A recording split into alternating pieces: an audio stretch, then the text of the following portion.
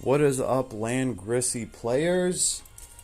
Of course, we're in Langrissy today. We did have a collab drop. It looks very interesting. We're going to get into it. We go here into the summon screen.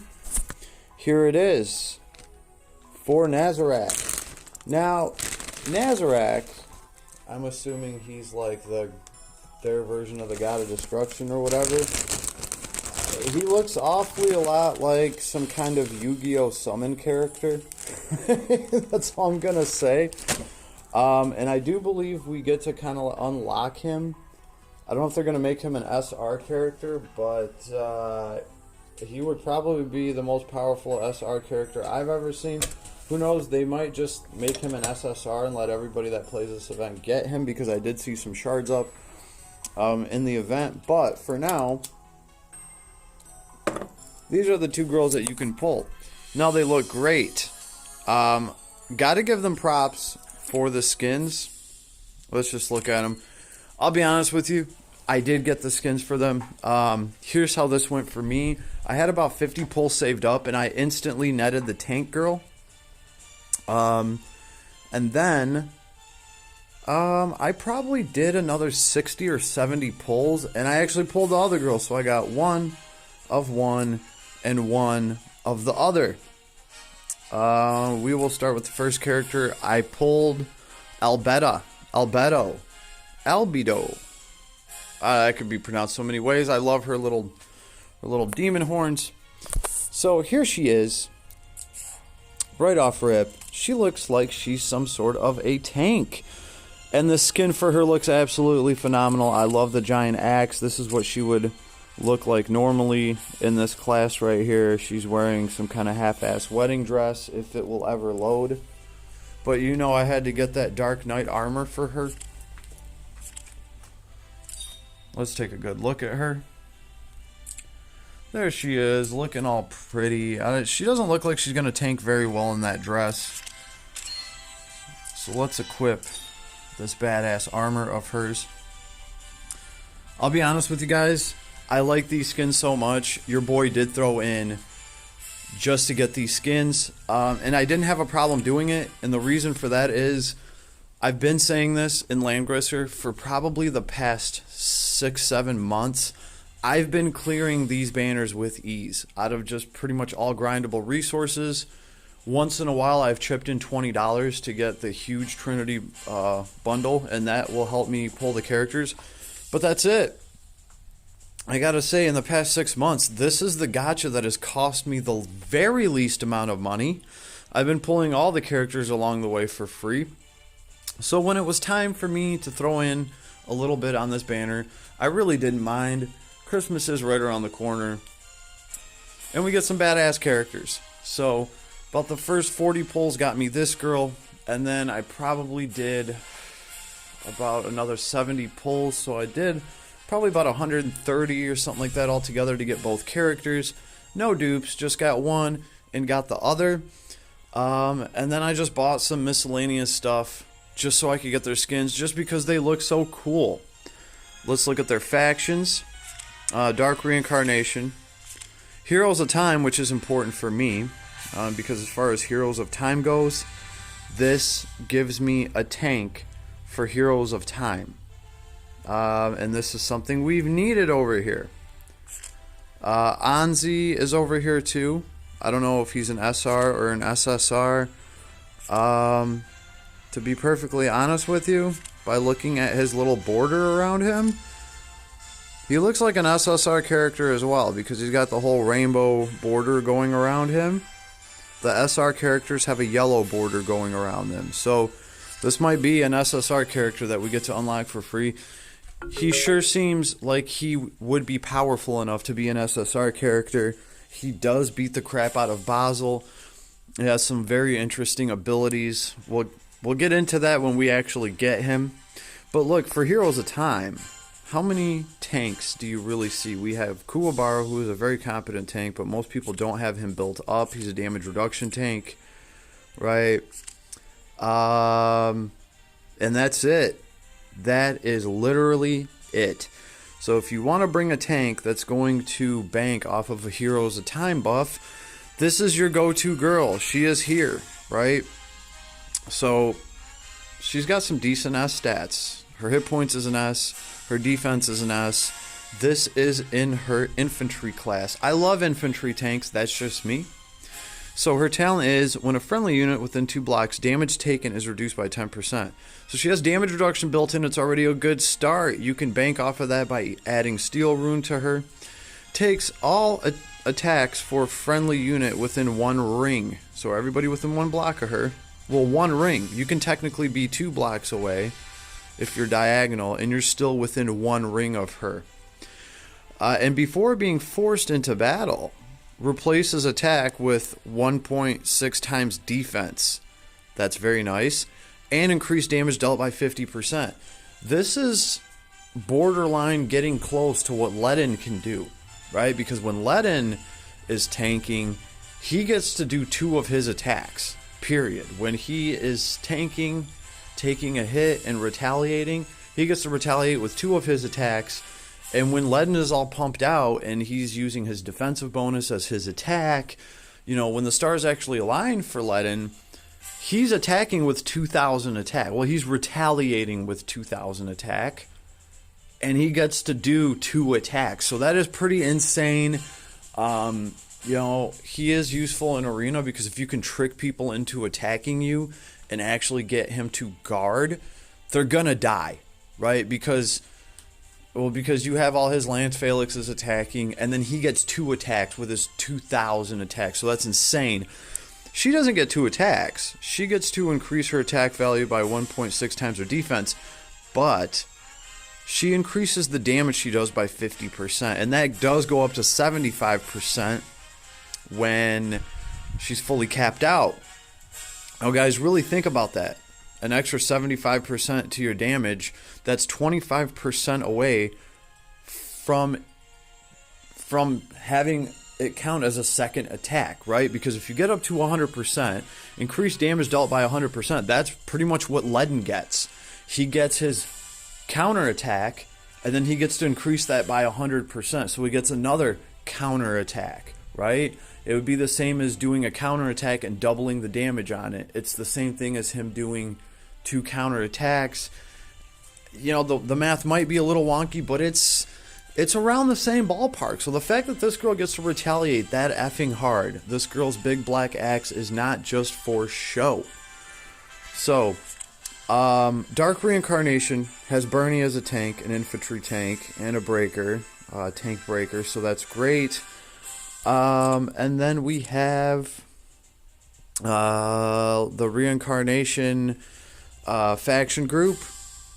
If we actually look for a tank in here, there isn't one. So this is the first tank for this group. Now you can say that Aaronrod is tank-ish, but she's not an actual tank. She's not actually going to get in front of people and block for them.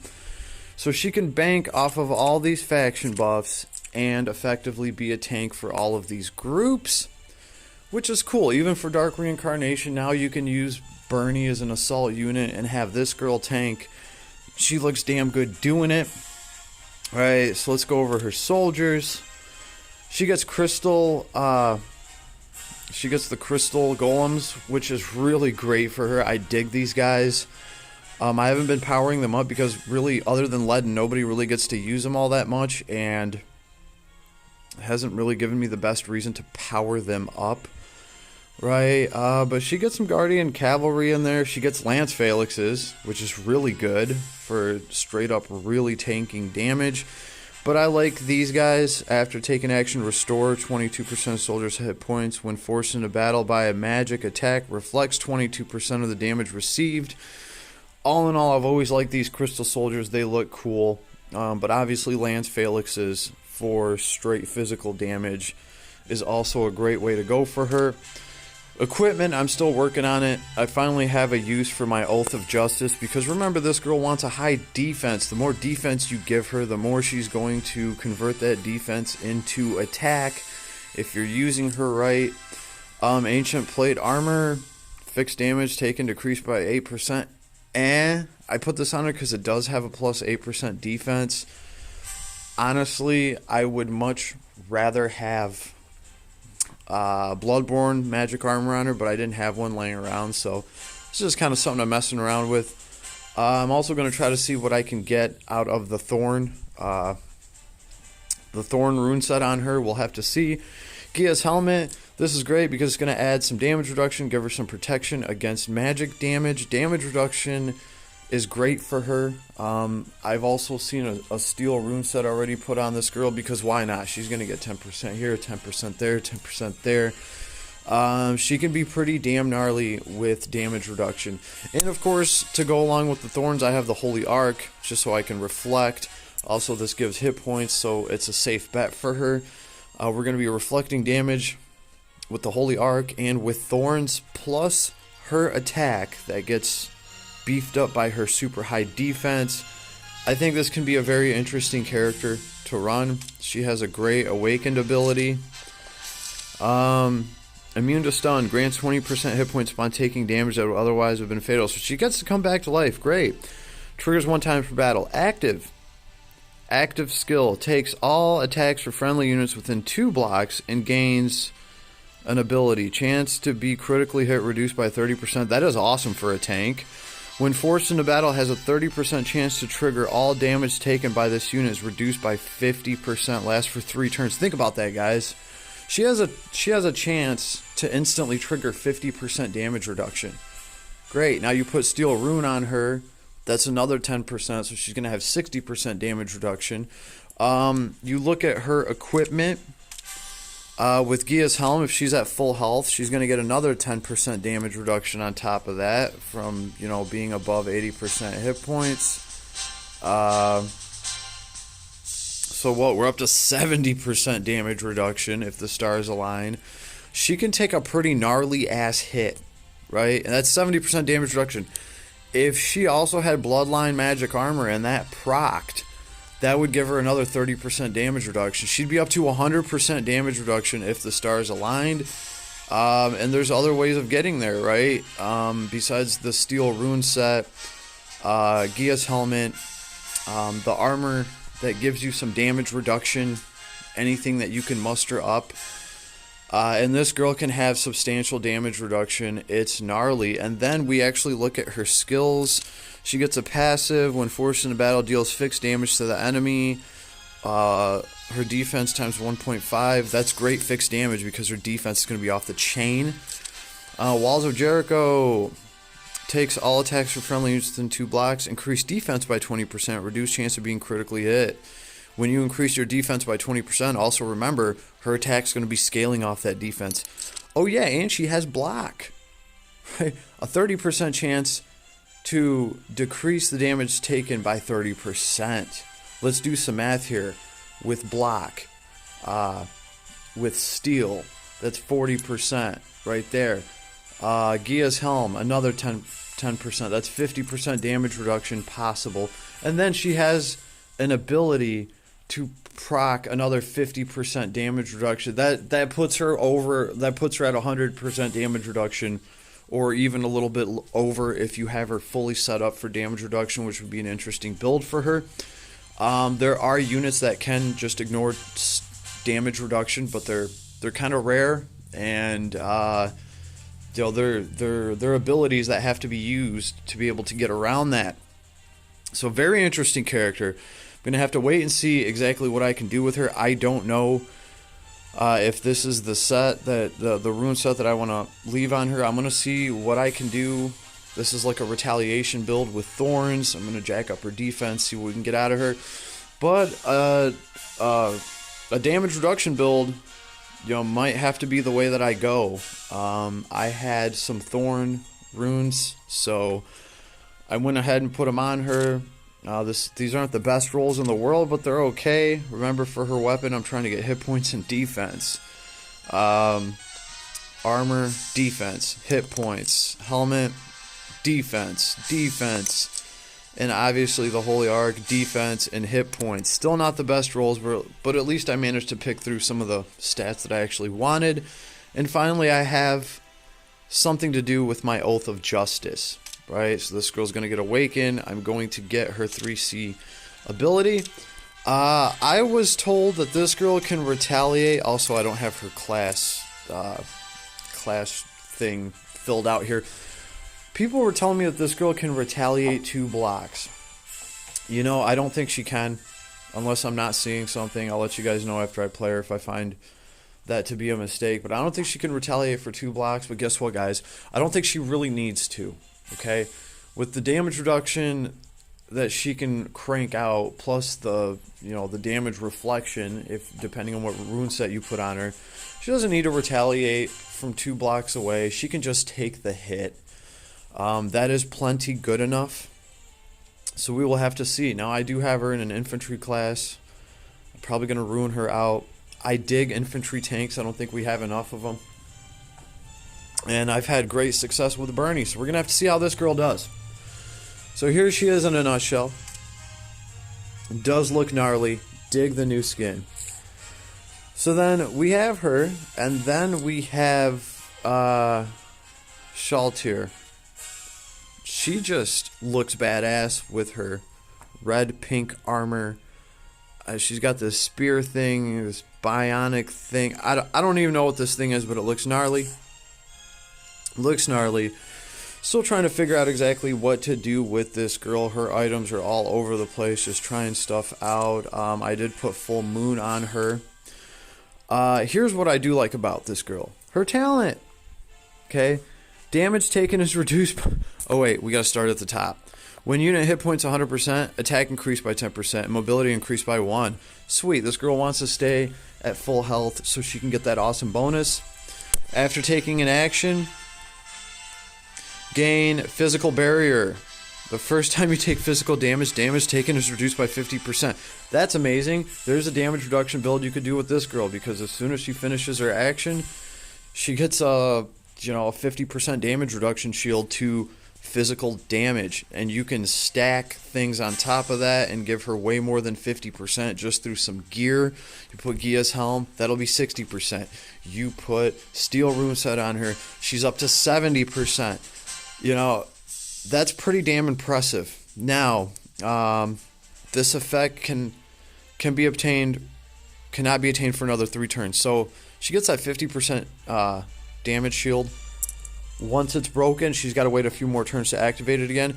Obviously, this will all go down as you star her up, so she won't have to wait that long to get that damage reduction. Can be very, very useful. But the second part of her talent is just as useful, right? To me. Okay, I love vampires. I'm a Vladimir, right? So, what does this say? When initiating battle with a melee attack. So when you go out hunting and you go in for the kill, you initiate battle with a melee attack. Your unit's hit point is restored after battle equal to 10% of the unit's damage dealt. Yeah, so she pretty much, the damage that she deals to you when she attacks, she automatically gets to restore it at the end of the turn. 10% of it. And this is going to scale up as well. Little bit of Elwyn built in here. I dig it. So this girl, with her ability to heal, she should have no problem staying at 100% hit points to get that attack increase and that mobility increase. Very nifty stuff, and she has just a great skin. I dig it already. Skills, she has Purifying Javelin. Range is 2 blocks, so it's nice. Attacks a single enemy, dealing 1/3 times damage. If you have soldiers, they will also attack. But before battle, dispel 2 buffs from the enemy. After battle, affects the enemy with Curse of Wounding. Prevents the target from being healed, dealing damage equal to 10% of healing instead. So she has a heal block built in. This is a 3-round cooldown. She's going to be able to throw this javelin thing. It's pretty awesome. Blood Frenzy is a 1-cost passive ability. If you have made a total of 2 active attacks after taking action, you can act again and gain Frenzy. All damage taken increased by 15%. Last 2 turns cannot be dispelled. After taking this action, the attack counter will be reset. Okay.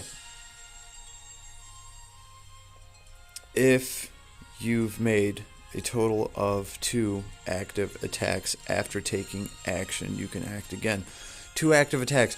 We're gonna have to see how that goes. I don't know, like, if the enemy attacks you, I don't know if that counts as one of the counters, right? And then on your turn, you attack the enemy, so that's 2, and then you get to go again. I have to test this out and see exactly how it goes, but this seems to feasibly give her a pretty simple way to activate Act Again, this little vampire girl, right? And this is a 1-cost ability, so that is pretty awesome. She also has attack support. After taking action, increase damage dealt by 2 friendly units within 2 blocks, not including this unit, by 15%. That's good. Immune to attack and reductions and effects that silence active skills last 1 turn. Attack support is just, you know, one of these support abilities. You can also give skill swagger. This girl's got swag. After taking action, reduces the skill of all enemy units within 3 blocks by 20% for 1 turn. This is good against Sakura's and Joshua's. Obviously, I have not unlocked all of this hero stuff. We have an armor piercer attack from her Valkyrie class. Yep, this decreases defense by 30% for 2 turns, 1.5 times damage modifier. Nothing new that we haven't seen before, right? But over here, she gets reinforcement, which is nifty because she's just going to be able to keep herself healed with reinforcement, plus that 10% lifesteal that she has from her attacks. That can be very nifty. Yeah, I know reinforce is only a 1-cost ability, but it can be very, very useful to a girl like this. She can be hard to kill, right? She's already going to be a Lancer tank class or a monster class, and she's going to have high hit points. This girl's hit point stat is an S, so she's going to have a decent hit point pool, right? So Reinforce will help her stay self-sufficient along with her blood drinking ability to steal 10% of the damage that she does. It's pretty nifty. Then we have Impure Shockwave Shield. Physical damage. Attacks a single enemy dealing 1.2 times damage. For every block you move before attacking, the damage you deal will be increased by 15%, up to 45%. Before entering battle, inflicts a powerful debuff on the enemy that cannot be dispelled last 1 turn. That's impressive. Remember, when this girl's at full health, she gets, well, she gets a lot. She gets like a 10% boost. She also gets a +1 to her movement, which is going to help her do more damage with Impure Shockwave Shield. So this is a 1.2 times modifier, but then for every block moves, so an extra 45% damage. Which turns into, I believe, a 1.65 damage modifier, I believe, if you move and get the full 45% damage. This is a good damage modifier. This is a 5-turn cooldown ability. So yeah, there's something to think about. You might be able to put clock on this girl so you can get these things to proc over and over again, right? I haven't even gotten these abilities yet, but I'm going to have to check them out and see how well they run. All right, and then, of course, she has her 3C. Why wouldn't she? Spit Lance.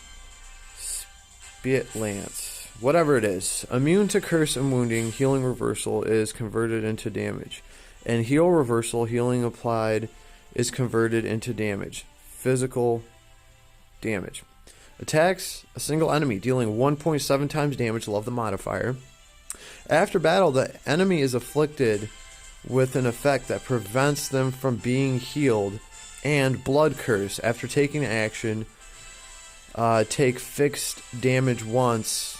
Damage is equal to 15% of maximum hit points, which can be a lot for a Leaden or a tank. And heal all enemy units for an equal amount last 2 turns. This effect cannot be dispelled. When it says heal all enemy units,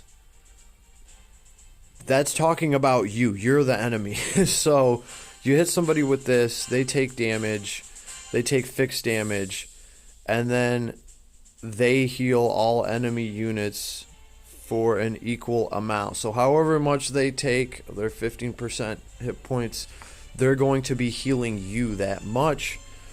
That can be pretty damn nifty. Again, I do have to test this out, and this does have a 5-turn cooldown. So I could see clock being put onto this character, right? My equipment is just meh. I went with full moon because I think it's going to be pretty easy for this character to keep her hit points above 80% with the whole vampire thing she's got going on, and that way she can always get that offensive and defensive stats increased by 10%. But I could also change these out for clock and just start dropping bombs on people. I don't know how much the carbon fiber helm's going to do here either, because your health has to be low to proc all these bonuses, and this character's going to constantly be replenishing his health. That's the way that I'm looking at it. So we're going to have to see how these goes. But sneak peek, this is what these guys look like. They do look awesome. The skins look great. I think they're going to be gnarly. I'll come out with some vids here in the near future, just showing you guys exactly how they play. But all in all, not too bad. Not too bad. I did send Langrisser some Christmas money, so all is well. It's literally, this is probably like the 7th month where I've pretty much cleared all the banners. Finally, and don't get me wrong, guys, I pulled the first character off of this banner off of just grindable resources, so I had no problem pumping a little bit of cash into the game to pull the other character, and I got just enough. My lapis is pretty much down to nothing again, but I got both of the heroes. I got something to work on. These are all the limited heroes, and they are the ones that I collect because they're the faction group that I run. So I'm pretty excited about these, and yeah, I wish you all the best luck on pulling these characters. They appear to be pretty awesome. I think they're worth it. We're gonna have to find out soon, and I will keep you all posted, but I at least wanted to put something out there on what these characters look like, just to give people an idea. The banner is up for, that's right, folks, we have 28 days, so don't stress, you have time. This isn't Last Claudia where it's up for 3 days, and you better go get that damn mortgage on your house if you want a chance. We got 28 days, so I'm just going to be coasting in the slow lane, working on these characters, since I did manage to get them on day 1. Guys, don't do what I did. Take your chances, grind out all your fruit lapis that you can, see if you can pull these characters. If you didn't get one of them or something, then try your luck on the last day, right? I had to get them right now just because I have a YouTube channel and all that stuff. So do as I say, not always as I do, and I hope you enjoy the vid. Leave me a comment, let me know what you thought, let me know if I missed anything, I can go back over it. And most importantly, have a nice day, everybody. I wish you all the best luck. Peace out, my friends.